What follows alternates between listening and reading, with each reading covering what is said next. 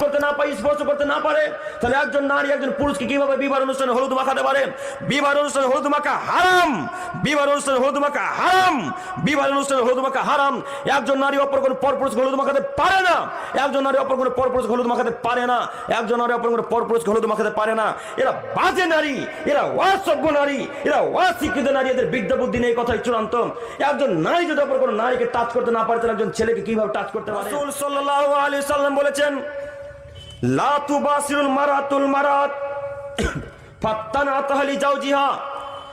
একজন নারী অপর কোন নারীকে এইভাবে স্পর্শ করতে পাবেন না।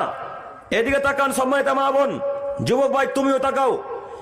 একজন নারী অপর কোন নারীকে এইভাবে টাচ করতে পাবে না, স্পর্শ করতে পাবে না। কেন? কান্নাহু ইয়ানদুরু ইলাইহা।